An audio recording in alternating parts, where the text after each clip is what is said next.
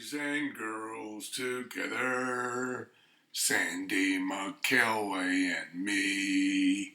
Woodman see like charisma on the sidewalks of the sea. I am Mike Thornton. I live in Tucker, Georgia, just east of Atlanta. And what brought you to Davidson?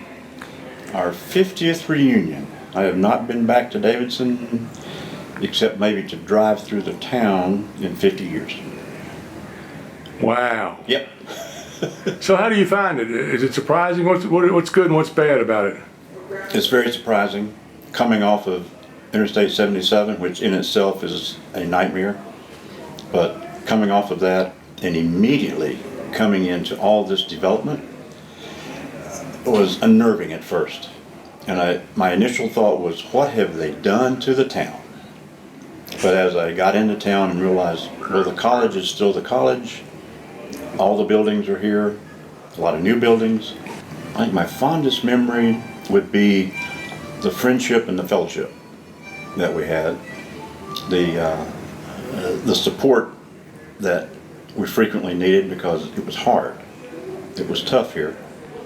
And especially if you were, like you and I were, student athletes, during football season we would spend 8 hours or longer every day doing something with football, and yet we still went to every class, took every test. We got no breaks whatsoever.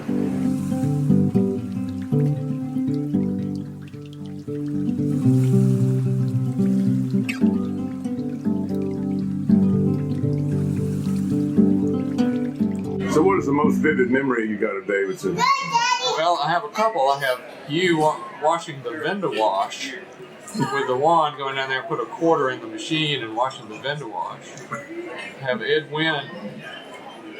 When we first got to France, there was a sign that said "Danger de mort." He said, "I don't know much French, but I'm not touching any signs that say danger de mort." He had a better accent than that. And then finally, Phil Ray and you, Bumpin' Bellies. Phil Ray's right over there. Bumpin' Bellies on the hallway of 3rd floor east. And I always won, didn't I? Pretty much? I'm going to have to leave that to Phil to answer.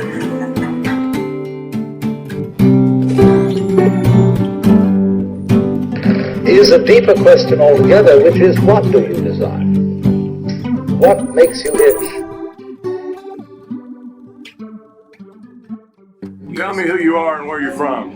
Ken Fuller, now from Pottstown, PA. From where? Pottstown, Pennsylvania. Ah. So where were you from when you went to Davidson? Connecticut, Central Connecticut. Wow, what brought you from Central Connecticut The to Davidson?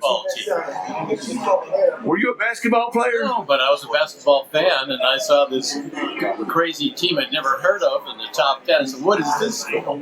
So I looked it up, and I said, I was a pre-min student, Presbyterian. I'm kind of Congregationalist. They're our first cousins, so So what's your fondest memory of being at Davidson? junior year abroad, the whole thing. Yeah. Why did you go on the junior year abroad? Because I could speak French, go to Europe. Davidson paid for it by my scholarship. It was an easy way to get a major. You know, you sort of fell into the French major. You didn't have to work hard. And it's just wonderful. Like right now. Like right now. Like right now. Like right now. I think they sound so stupid and cheesy. So what's your fondest memory of being at Davidson? Oh gosh. Well, you know, I was married and had a daughter, and the whole time I was at Davidson's. Yeah. I guess that would be my fondest memory of my child. Yeah. So, but I enjoyed Davidson. You know, played sports here and enjoyed Davidson. Had a lot of good friends, and especially some of the guys on the football team, some of the guys on the track team. I had a good time here. Somebody told me yesterday, and I can't remember who it was, that you were the best athlete at Davidson. I doubt that. And and we had a #1 in the country basketball team, so I would have thought they would have said a basketball player. Well, there was some good basketball players. Dick Snyder was here. You know, Huckle. I mean, there were some great athletes. But I was told you set some record. You set some records in track, and didn't you? Oh, I don't think they lasted long. Yeah. There might have been a couple of them, when I first got here, but they didn't last long. Okay. Guys like Rick Lyon came along, and some pretty good jumpers, and Tony Ortman could jump out of the building. Well, thanks a lot. Hey, good to see you again. Good to see you. Tell everybody else I said hello. What sort of a situation would you like?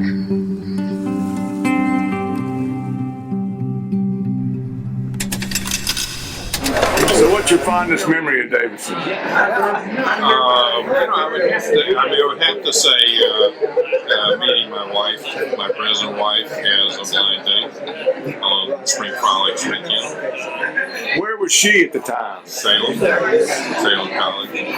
Did you regularly date like Salem and Queens and all? Where'd you go? Where'd you go for dates? Went to Salem, went to Queens, went to Winthrop, Randolph-Macon.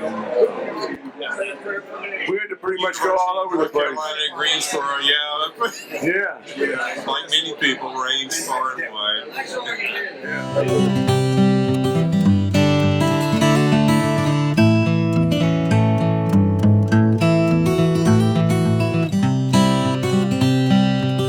What brought you to?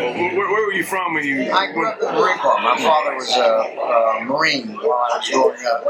And what brought me to Davidson was the high school that I went to in Virginia Beach. The headmaster suggested Davidson for me. And my father got into doing some research and said, not only is that a good school for you to look at, it's the school you're going to if I'm paying for it. So that's how I wound up at Davidson. Well, were you glad that you did? I am. In fact, I applied for early decision since that was the only place Dad was going to pay for it, and got it. So my senior year of high school was pretty much a coast since I got into Davidson in October. So I felt like that was pretty much took care of it. What's your fondest memory of being at Davidson? Fondest memory was, there's so many of them. I was in jail in Salisbury, basically for being a hippie in that part of the country, and called Scott Woodmanson, who was the chaplain, to come get me. Just my one phone call for that. And I'm lying on the bunk, sort of half asleep. There's not much else you can do in a jail cell. And I hear Woodmansey say, "No, I'm coming back with you, officer. I've got to see this." And as he turned the corner and saw me sitting there in the cell, all he could say was, "I can't believe I didn't bring a camera." See, you got to have a card. I mean, Davidson's changed a lot. You got to have a card like this to get in anything. That's probably smart. Yeah. It's not about this. It's about that. Yeah. And then you got to have a key to get in your room. John Passmore was my roommate, and he was the lead dog on pranks. He got me to do this. But anyway, we got in where we did so many that Ed Dobbs, who was in his fraternity, said, "How do people fall for this stuff?" He said, "Y'all, you can never fool me. There's no way you could break me." And so Passmore comes back to the room. He says, "Gotta get him." I said, "Well, we'll try." Well, then Passmore concocts this thing. It's right out of Mission Impossible almost. So Ed Dobbs' roommate was Lou Williams, and so Will Ravenel, who is K.A., he could make his voice sound like an adult, and a very distinguished adult. So he got in his Charlotte police mode, and he called up and said, "Hello, Mr. Dobbs?" And Ed said, "Yes." And he said, "This is Sergeant blah, blah, blah, and Charlotte Police Force. We've caught your roommate, Lou Williams, going from Atlanta to Charlotte with barbiturates, narcotics, various assortments of drugs, and we have him now here in the jail, here at Charlotte Police Station, and he's giving you character reference. Could you drive in and come take speak for him? So Dob said, yeah, I will. He had to borrow a car, and then so he borrows a car, heads into Charlotte, and now I'm up. I have to do my thing, and so I'm then going to be Lou Williams, and I'm going to be very distraught. So I go, hello, officer. This is Lou Williams. I'm a Davidson student, and I hate to tell you, but my roommate, he does drugs, and he's just gone kind of crazy, and he envisions that I'm actually in your police station, and he's crazy, and he's headed there, and could you take care of him? And he said, we'll take care of him. I said, well, okay. Yeah, so then we're kind of, now, Passmore and I are now in the black box. We don't know what happens until later when Dobbs divulges, but here is what happened, what transpires. So Dobbs shows up, he walks in and says, hi, I'm Ed Dobbs. They said, come right this way. And so they go right into a room, and they go, what city are you in? We go, Charlotte. What year is this? 1968. What? And what's your name? And so they just keep interrogating him. He says, wait a damn minute. What's going on around here? And they then finally it evolves that about the phone call, and so then he knows it's Passmore. So he goes, and he said later, he said it came out sounding so fake. He went, oh, that's a guy pulling a prank on me at Davidson. They said, right. And then so Dobbs comes on back out to Davidson, and Passmore claims he beat on the door with the bat. I don't remember the bat part. So I'm gonna try to stick with the facts here, because I don't have to embellish this one.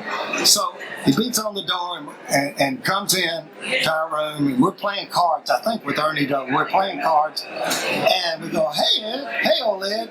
He says, hey old Ed. He said, you son of a bitches. And we said, what's wrong, man? And he said, yeah, what's wrong? Yeah, you don't know, right?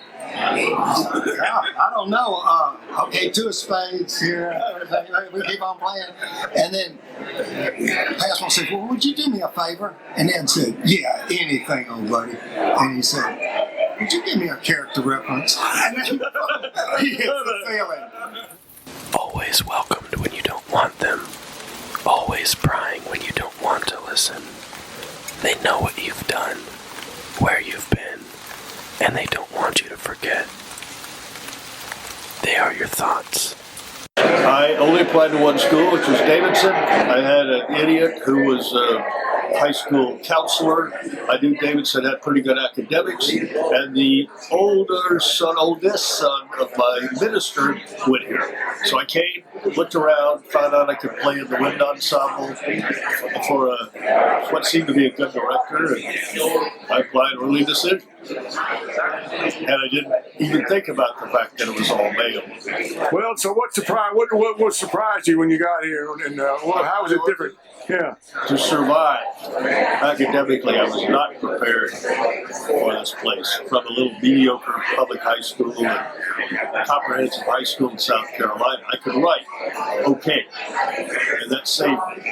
And the rest of it was just, when I started getting those C's and C minuses, my first tests and things, I said, oh shit. And I looked for every possible way to get my grades at least up to a B. I was always fighting for a B. Well, how many hours a day would you study, you think? Oh, well, several, 3 or 4. I was in the library a lot. We were reading 100 pages a night. It was just a lot of reading every night. And had classes 6 days a week, including an 8 o'clock class on Saturday morning. What was your 8 o'clock class on Saturday morning? Humanities. And it was usually a lecture, sometimes the discussion. There was sort of half and half, lectures and discussions. So it was a lot. But I mean, I loved it. and I got to go to France. That was huge. I mean, that just changed my life. And then, because I had to come back and spend an extra quarter in 1969, I had a chance to apply for the Watson Fellowship in its first year. And I got lucky with that. So all of that just led me right into my career. And some really good professors. What was your career? International development, foreign aid. So I worked on international development for over 40 years in the same general area, and used my French. I was a French major. The first 10 years I worked at USA because I was in French-speaking African countries.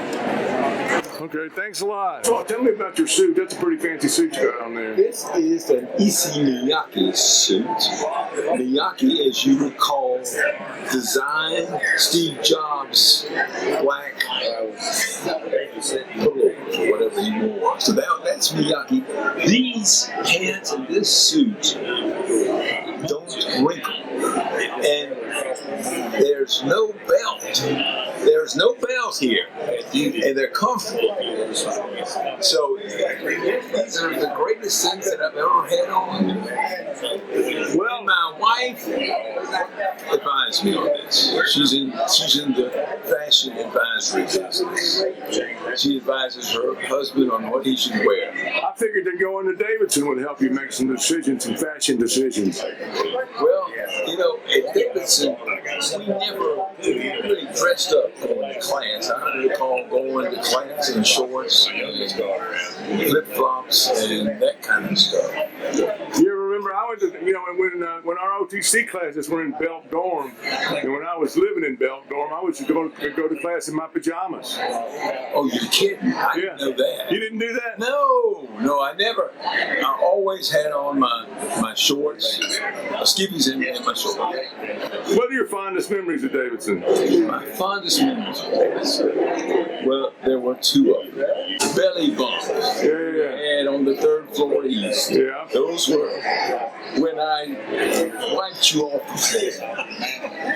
Those, of course, the second was Johnny Durham giving me X-Lax, telling me it was his mother's chocolates, and that I had to study for the ROTC exam on the toilet.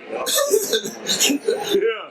Those were my two most memorable events. Well, thanks a lot. I appreciate it. Thank you, Joe, and thank you for doing this. You're welcome.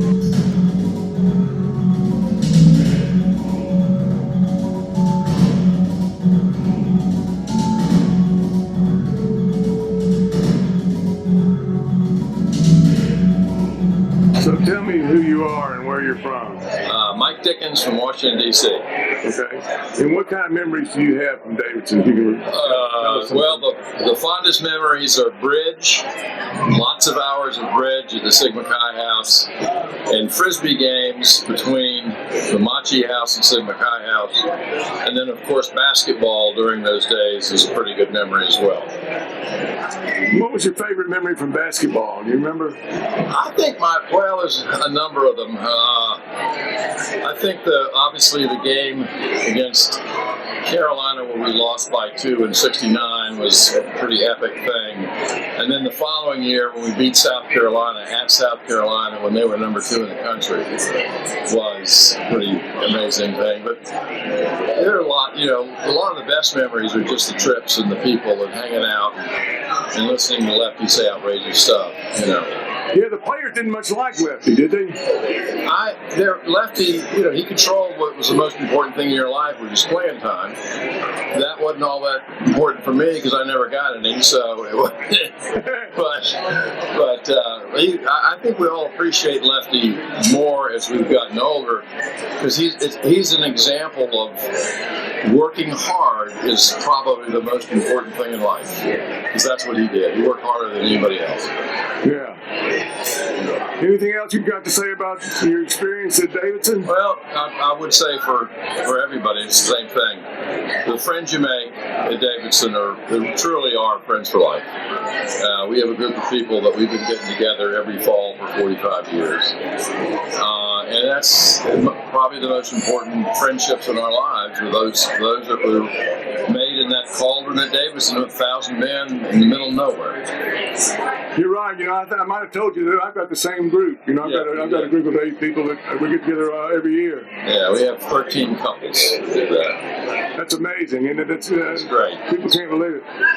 Thank you a lot. I appreciate it. Thank you. Thanks, Joe. What'd you major in at Davidson? Can you remember? English with a minor in art and philosophy. Wow. What do you remember fondly about that? Well, we used to sing the song, don't know much philosophy, don't know much epistemology, don't know much about, what was this? The last is, I can't say on video. Yeah. But it had to do with Emmanuel. Okay. But I do know that I like. So would you say that you've cleaned up your act since Davidson? I guess. Yeah.